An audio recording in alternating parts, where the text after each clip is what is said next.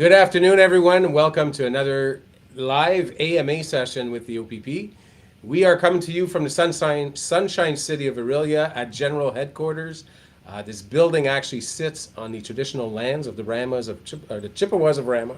Always mix those two.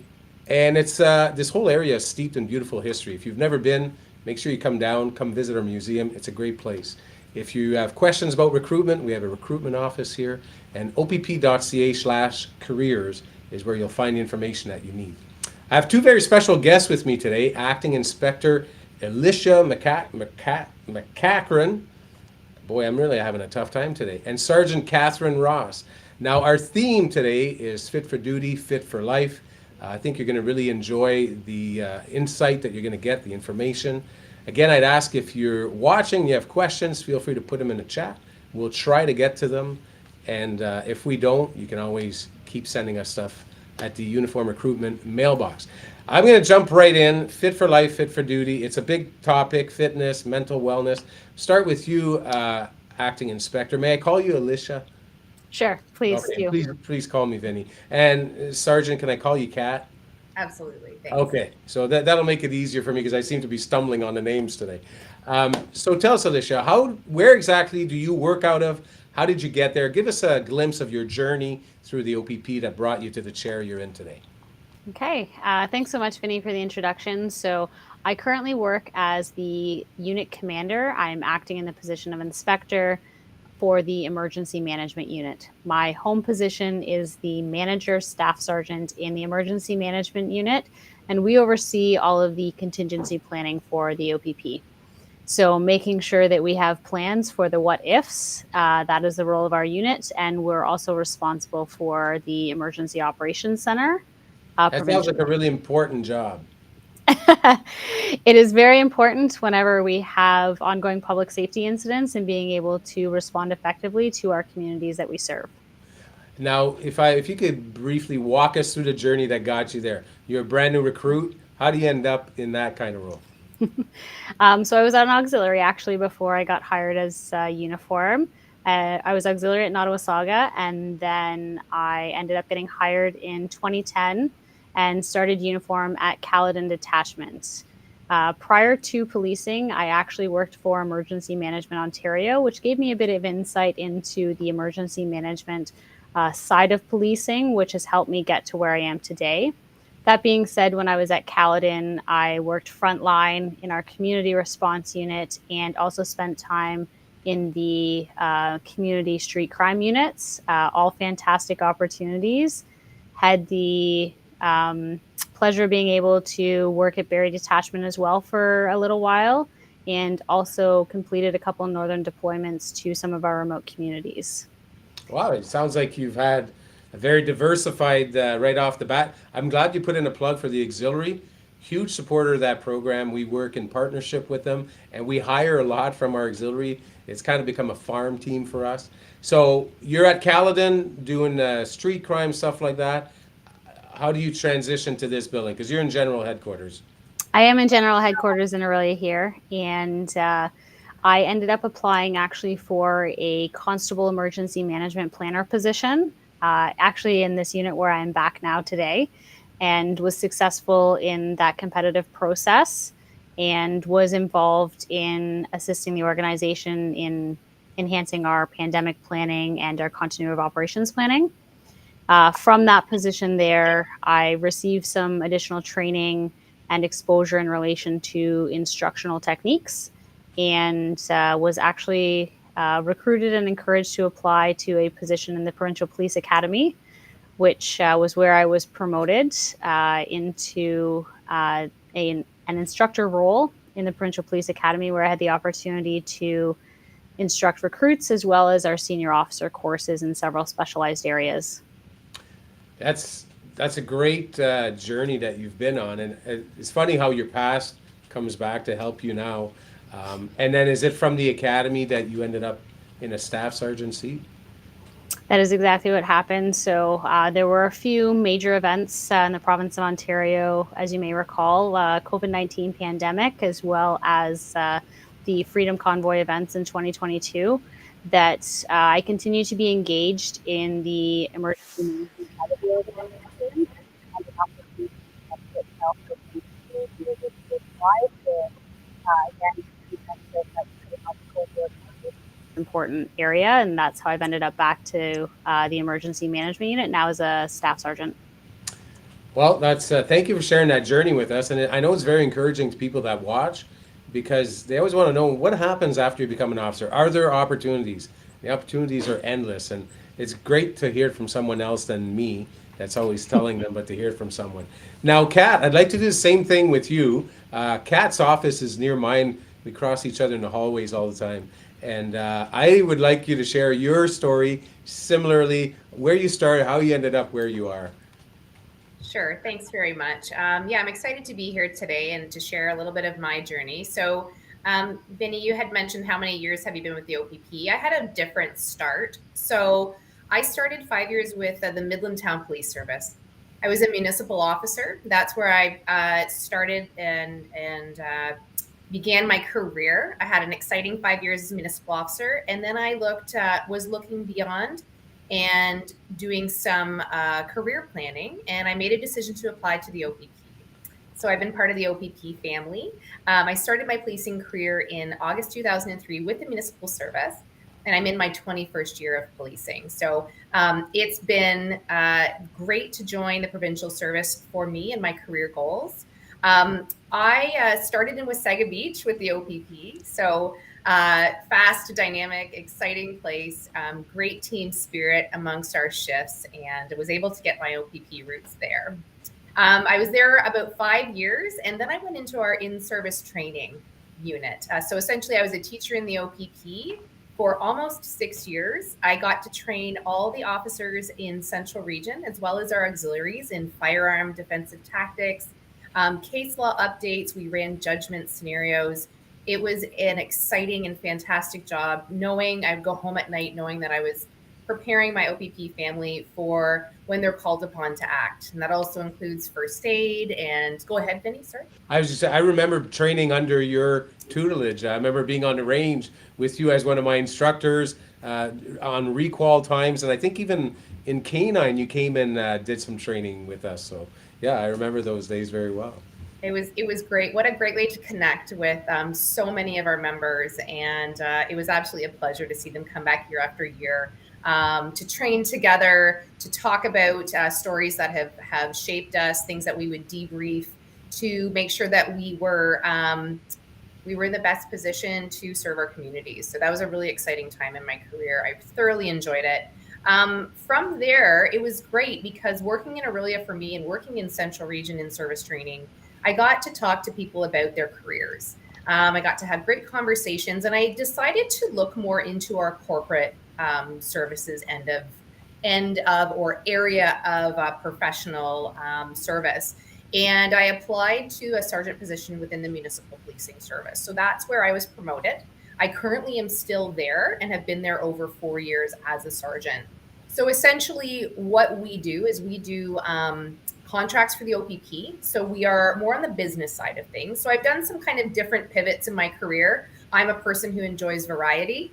I really like to challenge myself. So for me, moving to different aspects within the organization was exciting. So I'm more, again, in the corporate services area. We do amalgamation. So some viewers might be familiar with maybe Dryden Municipal Council put in a costing request with the OPP. So our team puts together the package. We present to municipal councils. And if they decide that the OPP is the right service for their community, we come in and do everything for that transition. So right from day one, kind of a good fit. Yeah, great fit for you coming from a municipal service yourself. So you're now in a business that brought you to the OPP. And I think it's neat that you both come from streams that we recruit a lot from. Not like Alicia with your auxiliary experience, and Kat, the EPO stream. We have, I would say, a few hundred EPOs every year that are trying to jump ship in a way to come to the OPP because we're such a great organization, and you're a success story from that. Was there more that you want to add about where you're at with your career-wise? That's more or less in a nutshell. What I would like to just mention quickly is that I've had opportunities to do a temporary assignment within our risk management section, which was exciting and different to see what happens to support our organization in the area of evaluating risk. And of course, that comes in the litigation side of the house as well. So there's just so many areas that you can go, so many interesting places and things to add to your career. And I also support one of our acting deputy commissioners as an executive officer part-time as well. So I do that as again, just another opportunity to see another area of the organization and to support and serve in a different way. You're both in roles. It's very interesting. You're both in roles that people don't get to see. Everybody knows they exist. There's people behind the scenes, right? To keep an organization going, to keep officers going on the front line, it takes an army of people in the background that look after all the other stuff. So it's really nice to get a glimpse of that through both of your careers. Now, I know you both recently participated in Woman Bound that we had, OPP Bound for Women here in Aurelia, a huge successful event. Now, I got to participate the first day to do a session, and they didn't let me come back the second day because it was an event geared towards women. But I heard that you both had amazing sessions there. And I'd like you to touch a bit about that. Start with you, Alicia. What was the wellness part that you were doing there? So thanks for the question, Vinny. So my role on the second day of OPP Women's Bound was really to touch on mindfulness and the importance of mindfulness. So fitness has always been a priority and interest of mine, in line with the concept of fit for duty, fit for life. And as I continue to grow in my education as it related to fitness, breathing became more important to me and recognized I could leverage the strength of breath to reach new goals, improvements, and almost level up in a sense. So I began meditation as a practice to help support fitness goals as well as stress management. And when I was working in the Provincial Police Academy, I was approached to become a mindful at work instructor and now actually support education and training internally to support our organizational well-being, as we've now actually introduced mindfulness onto our supervisor courses, and they are working to incorporate it into our recruit training program. So I was honored whenever I was asked to actually be able to share some of that mindfulness techniques and practices that are less traditional. I would say when people think of mindfulness, they're probably thinking of someone sitting in silence, holding a pose or a position for an extended period of time, when there's actually so many different ways in which we can be mindful in what we're doing. And this was just an opportunity for me to give our potential members joining us to have an insight into how mindfulness can become a part of our daily practices, and we can incorporate them into everything that we do. That's awesome, and I'm going to get you to talk a bit more about that just in a few minutes, because I want to talk about the tools and techniques. You each bring a really neat concept, and Kat and I were just talking, was it yesterday or the day before, about yoga. So Kat, tell us what your role at OPP Women's Bound and the kind of niche that you bring. Yeah, I'd love to. Thank you. So I had been asked to, I'm a certified yoga instructor in my civilian life. I am also a proponent of wellness. When we invest, I think, and make intentional decisions in our health, I think we perform better in all aspects of our life. I'm very passionate about that from a personal training perspective, from a yoga perspective. So I was asked to put together a short yoga program, more as an introduction. And what I use yoga for is stress relief. I use it in a fitness aspect. And I think it has a lot to offer as our bodies adapt and change in our career. I think it's a complement to our fitness regime. And I think it just has a lot to offer overall from a holistic wellness point of view. I have to agree with you. Like we discussed, I had done a training program a few years ago with a couple other officers called P90X3, and it had a week of yoga. I remember thinking, oh, that would be an easy day. That's a relaxed day. It was a lot tougher than I thought. And when I saw the level that some people can focus and control their body in yoga positions, it was mind-blowing. It was a really eye-opening experience. And I'm hoping that maybe in retirement I'll be able to find out some more about that. In speaking about that, one of the things that always comes up is resilience. It's important to be resilient, and we talk about how resilience is needed in policing. I'll start with you, Alicia. If you could tell us, why is resilience important, and what do you do to stay resilient? How do you make it to where you are? You obviously need resilience. I've come through all the different positions. And what was your secret? What's your key thing?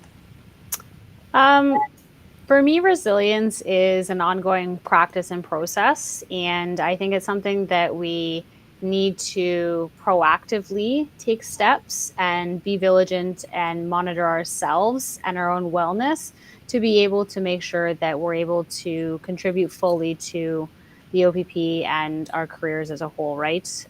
We have lives outside of policing, but it's making sure that we're able to be present and to be in a good state in both of those locations, right? So for me, mindfulness has become something that's an important part of my practices to be able to ground myself. And mindfulness is also something that we can incorporate in our daily activities when we're thinking about actually just being present. So shutting out all the outside factors that we have going on in our lives. If you have a smart watch and, Vinny and I are having a conversation and someone sends me a text, rather than looking at my phone and recognizing that, someone texts me, it's being present and actually engaging in that conversation. So things like that are important. But from a resiliency side of things, tools for myself to help build my own resiliency is maintaining my friendships outside of policing. So important to have that connection to other people that aren't in the policing world, to be able to have, we'll call normal conversations with other people, right? To be able to have those people that we can talk about real life with, and we're not expected to carry on some sort of policing related conversation. I also find resiliency wise, fitness is a big thing for me. Before this, we were just talking about the importance of our fitness pin, and that's again one of those things, lifelong commitment to fitness. It's been integral in maintaining my resiliency, stress management, and being able to really be present and be able to do the things that I want to do on and off duty, right? So I love the way you put exactly. So you're not only you being present, you're doing that by actively listening, engaging. Fitness plays a component. And you said one piece there. You said, in my civilian life, we all have. Or Kat said earlier, in my civilian life, and you mentioned we have lives outside of policing. Very important point that a lot of people don't realize. We're human. We're not always wearing this. We don't have a Teflon suit, and things don't just bounce off of us. Life gets to us too. And Kat, you had mentioned in my civilian life. So I'm going to ask you the same thing. In your civilian life, how it's helped you in your policing life, but what's resiliency for you and how do you work on that? Yeah, thank you. So I really think that at the heart for me of resiliency is just living with great quality of life. And I think that's all through our career and beyond. So that's a real focus for me as I support members within the OPP. I am a fitness appraiser. I also am a nutrition coach and a personal trainer. So what's nice is that I've done the shift work, I've worked the road, I've worked in multiple areas of the OPP. So having that real knowledge and understanding of the demands, I can connect with my OPP family to be able to best support them with those additional certifications. So I think resiliency really is just great quality of life. It's almost a reset switch. So Alicia talked about, distractions. And I think when we become a police officer, and I think it's probably innately in us if we're applying to the job, is we're planners. I'm thinking about a call, I'm going to a call. We're always in that kind of feedback loop of thought process. So I think for resiliency, so going from a high state of awareness, and I do believe, I call it the elastic band, but in order to let the elastic band go back to its maybe natural shape, if you're a picture person, I really like yoga. For me is a great outlet. It gives me the time and space and a place where I can decompress to that full level without distraction. I can be in connecting with my body and my spirit and my soul in a really kind of neutral, safe place. So, that's one of the things that I do. I also lift heavy weights. I love to do that. I believe in a really well-balanced approach. So that includes weight training. But the part I never really stressed enough in my younger career and pre-policing was I thought I could just go all the time at maximum speed. We don't drive sports cars like that. We should not drive our bodies like that. Absolutely. Finding real soulful relaxation without the distraction, like Alicia was talking about, is probably at the heart of resiliency as well. So it's a very personal journey. So finding something that works for you, it doesn't have to be yoga, is really what's important. I love the analogy you use of the elastic. I'm an analogy kind of person, so I can visualize that, and it makes so much sense. And I like that you both have, you said find what works for you. Alicia, you're like, being mindful. That's your place where you get yourself situated, actively listening. Kat, you're talking about yoga, and you're right. There isn't an answer for everything. Find what works for you. Go look for ways, and there's people asking, how do I practice meditation? Google it. There's all kinds of resources out there to find ways to get some help. And I've often said resilience, some of it comes naturally, you're born with it. I think parents, I don't have any children, I'm not responsible enough, but parents are born with this resilience when it comes to their kids. Doesn't matter how tired they are, they'll always have the energy they need to look after their kids. Doesn't matter what's going on. And kids are resilient. Tomorrow's a brand new day. I might see a unicorn, right? But as you get older, sometimes you're like, hey, I don't have resilience in this specific area. How can I build it? And you both mentioned that you can actually build resilience. And it's through using techniques and being aware that you need to develop those things. And for police officers, it's often stuff we do in our outside life, outside of policing, that make us better, stronger, that we can bring that strength into our policing side.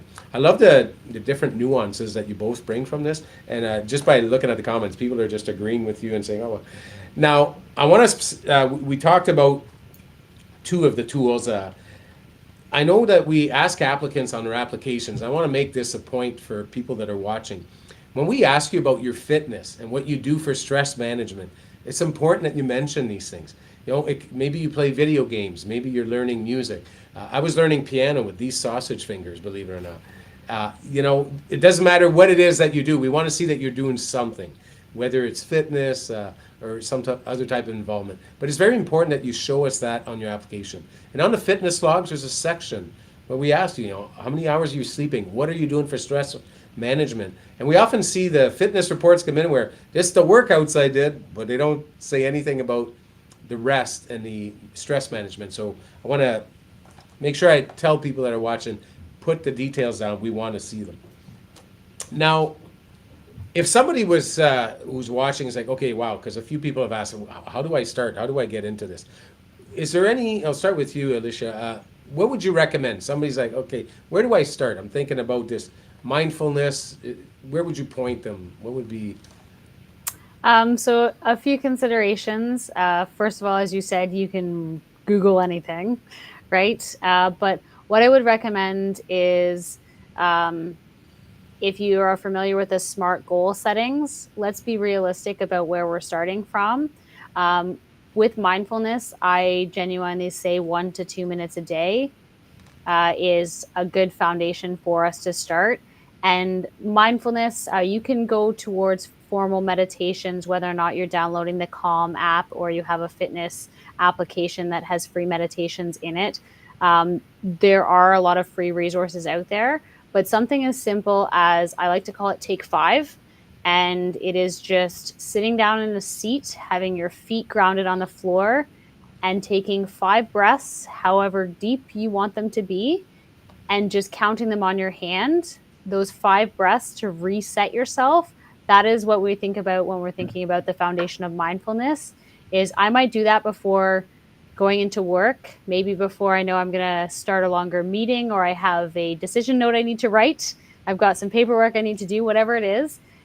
Taking those 5 breaths, I find that's a great way for me to give myself a clean slate to move forward and be mindful and focused on what it is I'm trying to accomplish, right? So I see that more and more on people's applications about controlled breathing. And when I first started seeing that, I was like, I never knew it was a thing, so I kind of researched it a bit. So I'm glad that you're talking about that. I've tried those techniques, and I was amazed at how you can calm yourself down almost. Your inner self, you can just like, ooh, just come to a place quite quickly just by controlling your breathing. So I echo what you're saying. I've tried it, it works, and I would strongly encourage people to try stuff like that.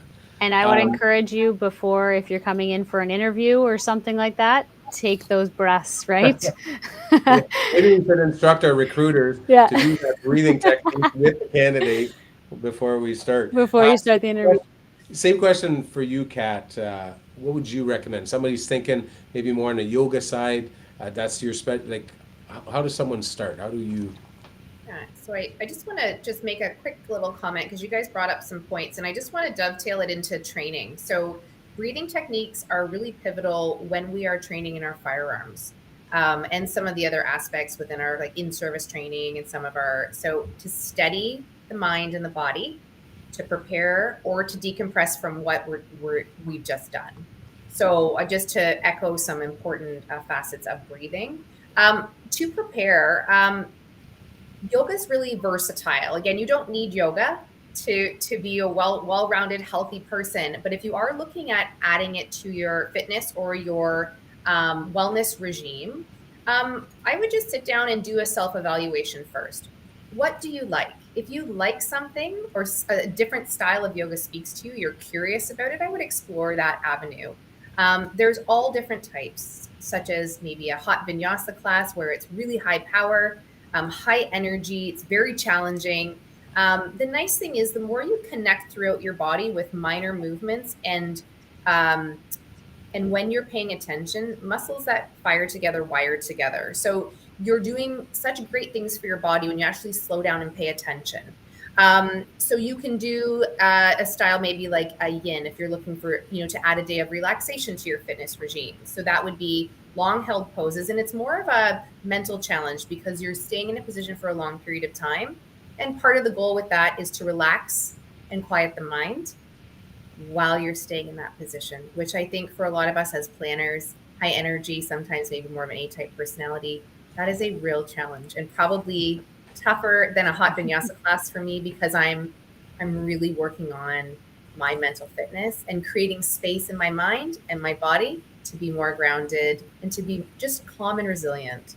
So I would just recommend chasing something that you're curious about, exploring your local studio, or there's great online yoga teachers to follow, but find something that speaks to you.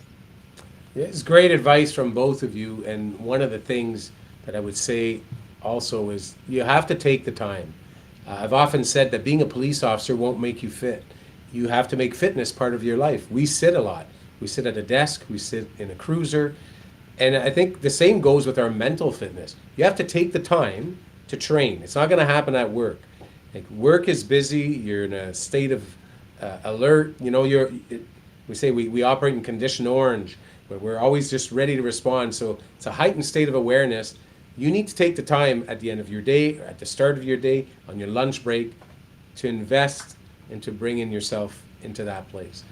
It takes time to train the body. I think it's the same with the mind and with the soul, and just calming ourselves down. So I like that we're getting two very different approaches, same goal.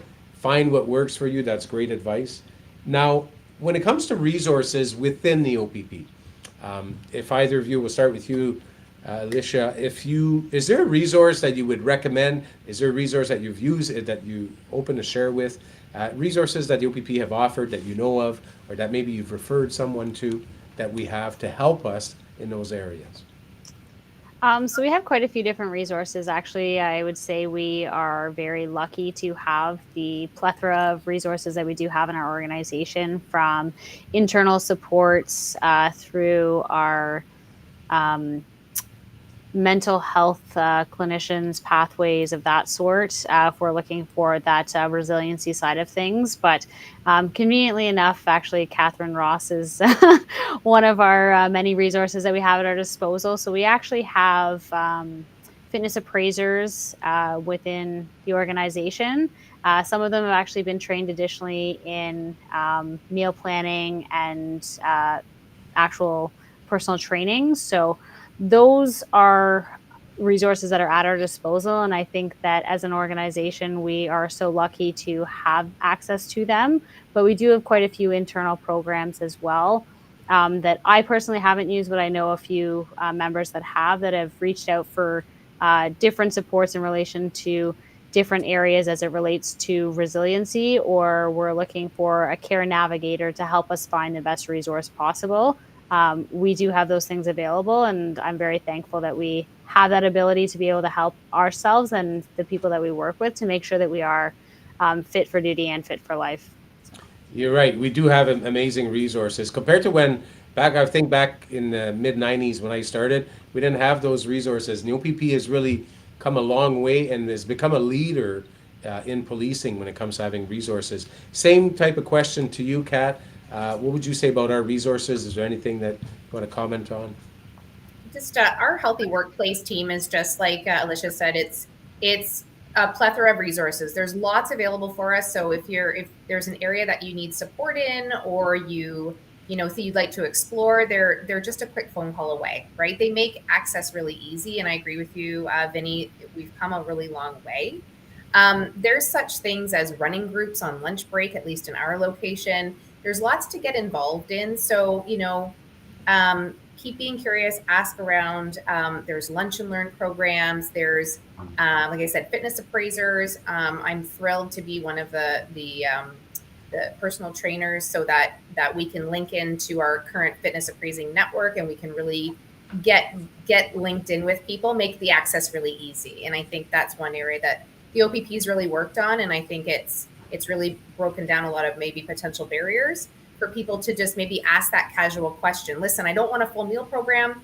You know what? I'd like to clean up my eating a little bit, but is there a couple just quick things you could recommend that I could add to my daily, thought process that would help me make better choices? So it's right from informal to formal meal planning. So it's the whole continuum of things to support us in our health and wellness. I think it's neat that you mentioned lunch and learn. I didn't even know. I was talking to Jen LaBelle, our FLS coordinator, just yesterday, and I proudly wear my Franco-Ontario pin, which means I'm a francophone, I'm a bilingual officer. But there's even a lunch and learn for people that want to learn French. So resources like that within the OPP, there's so many that I wouldn't even be able to list them all. But once you're in the organization, we do have so much to offer. Even our association, we have the program called Encompass. I have a lot of friends that I've interacted with it to say it's amazing the support that we receive. Now, one of the questions we just got specifically that somebody wanted me to ask was, from a female perspective, what advice would these officers, that would be the two of you, give to a female interested in applying with mental wellness before applying? So this female civilian that wants to apply to be an officer, any advice that you would give, how to prepare mentally over and above what you've already mentioned? I can go first. So I have a little bit of experience and have had the opportunity to do some different trainings in relation to female leadership specifically. And one of the things that continuously comes up and has been researched on several different occasions is the fact that sometimes as females, we self-doubt ourselves and maybe perhaps underestimate our abilities. And I think one of the important things for you yourself is to recognize your skill sets, your potential, trust your gut, and with that, develop that mental wellness and the mental resiliency to recognize that you are going to be challenged. We are clearly not the majority of the organization, but recognizing that we have our own unique skill sets coming forward, and that we can leverage those unique skill sets to be able to help support our coworkers as well as the communities in which we're serving.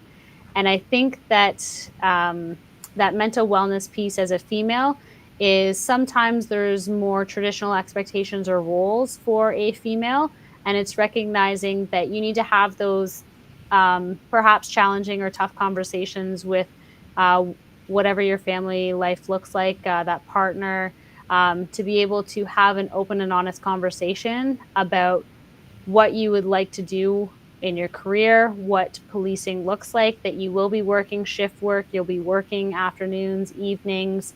If you have children, if you have pets, whatever it is, how that shared responsibility of the home life, what it looks like for you. I think it's important to have those conversations so that you can go into this career having established what exactly life looks like outside of policing for you, so that whenever you come home from work, you are welcomed, you can be present, and there's no sort of tension in that situation. So that would just be my recommendation, is to have open and honest conversations, and do your research, right? If you're not sure about what policing frontline looks like, I know I am a recruitment ambassador, but we have so many recruiting resources available to help you understand what policing looks like, to make sure that you are in a space where you're able to fully commit to this career and recognize the excitement, the fantastic things that are going to come out of it, but also some of the challenges that you're going to face as you transition into this career. Excellent advice, and you're right, we do have all kinds of resources there. I know that there's other woman-bound type events coming up, so I definitely encourage any of the women that are watching, apply for those events, because that's when you get to meet people like Alicia and Kat, and you get to talk about what their journey was. What was it like? Was there any barriers? And there's really a support network there. opp.ca/careers is where you'll find our events, like Alicia mentioned, that are advertised online. I do an information session every month here at General Headquarters. Sign up for one of those events. We talk about the whole application process from A to Z, and that's really the place. It's a good starting point. Now, I wanted to just backtrack, go back to the same advice for you, Kat. What would you give advice, like specifically for a woman, from a woman's perspective, someone thinking of applying? Yeah, so Alicia brought up some really great points. So I just wanted to elaborate slightly. So I think sometimes female applicants have some hesitation due to the fact that it feels like a more masculine career. You're more physical, maybe, whereas traditionally, women can maybe take on a caregiver role. So I think just spending some time with that, and I think what we bring from the feminine energy perspective is really a strength. We might think or do things differently, but the beautiful thing in policing is that there's many ways to get things done. So it adds to the diversity and it complements our team. So I would just look to explore that a little bit internally and really kind of take some reflection time to look at what you bring from a feminine energy perspective to this career. It's needed, and you bring valuable insight and skill sets. And the other thing that really helped me as a woman, I tend to take on a lot of things. But the strategy that I adopted early on, it was some advice from another female officer as well. Not only are you taking on extra things, but more of Alicia's points is, what can you take off your plate? And involving family. What is, the win principle? Well, what's important right now? What can I take off my plate? Is there something that I did before that I can let go in order to pursue that goal I'm driving to? We just want to be cognizant of burnout and extending ourselves to the point that, we're not really doing anything well. So that reflection can be helpful. So those are the two things I would offer. Excellent advice. I love the plate analogy. I've used that with people. I say, if you imagine being at a buffet, the buffet of life, and on your plate is your family right in the middle. Okay, but now there's a whole life. But how much stuff are you putting on that plate? And before long, you can't see what's important anymore. You might have even shoved it to the side to fit something else. It might have even fallen off your plate. You didn't even notice. So, be careful of how much you take on. Great advice from a woman's perspective, and I'm sure that really spoke to the person that asked a question. A couple of questions I want to answer from people. If you don't need your OACP to apply to the OPP, if you have it, include it with your application. If you're waiting to hear on stuff, usually within a few weeks you get some information as to what's next, what's coming up. As we get ready to wrap up here, because I love that this is a topic that we could go on and talk about. I really hope that people will take the advice you're giving, go research it, sign up for an event, hopefully an event where maybe the two of you are participating, if this is the type of stuff. You gotta remember, fit for life, fit for duty. this is all about wellness, and wellness is the key to being successful, not just through a process, but as a police officer. I want to wrap up by asking you, and we've kind of covered this, but not just on the wellness piece now, because we always get questions about what's the best thing to do, what did you do? Thinking, if you, without the wellness hat on, think back of when you applied to become an OPP officer. We'll start with you, Alicia. What advice would you give? And think back when you were applying. What advice would you give to a young person, an old person, anyone who's thinking, I'm going to apply to be an OPP officer? What's the advice you would give them? You get to give them one good piece of advice. I would say make sure you are at your competitive best when you submit that application. So in alignment with recruitment, we have our 10 areas of assessment, the wheel, making sure that we've addressed and we're confident and comfortable in where we're at with that criteria, and just making sure that we know who we are, where we're going, and set those goals accordingly. But making sure that we're addressing all of those areas. So it was a while ago that I applied, but that being said, going through that process, being confident in myself to know that I was at my competitive best and I was ready for that. That's important. That's bang on, because that's still the message we deliver today. The 10 areas of assessment is what the interview is about. That's how we're going to get to know how you think, what makes you tick. And so that's beautiful advice. Look at the areas of assessment. Come to an information session. I talk in detail about these areas and how to understand them, how to apply them to your life. That's very, very good key advice. Kat, same question to you. Put your recruit hat on from many years ago and tell us, what's the advice you're giving to someone thinking of becoming an OPP officer? It is a great question, and I just want to make sure I try to do my best to package that message really clearly. But the couple points that I'd love to make today is really just take a breath and step into it. Commit to the process. Find joy in the process. It can feel daunting. It can feel like it's just so much. And I had great advice early on, and it was sometimes you got to slow down to speed up. So take that breath, step into that space confidently, and know that there's support and help along the way. So, decide on your commitment to fitness. Where you step in is just where you start. And you're never doing it alone. There's lots of people to pull the rope with you along the way. And then just have fun and enjoy the process throughout, and network and make those friendships and those connections, because it's a great career, and it's what you make it.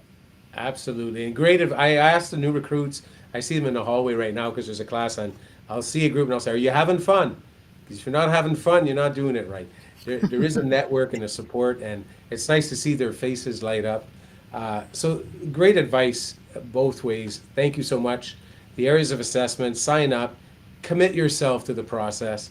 Don't know what it is that you're getting into. Somebody had asked, what's a good way to practice your communication skills? And I just want to throw that out there, because that's what I say at my sessions. Go volunteer. Go volunteer in your community, because volunteer work's all about talking to strangers, people you haven't met. It's a great way to practice your communication skills. And as police officers, a lot of our job is that. We're talking to strangers every day. So if you're thinking, how do I practice that? Go talk to strangers. And there's tons of places that would love to have you helping them as a volunteer. If we didn't get to your question, don't fret. You can always email your questions to Uniform Recruitment.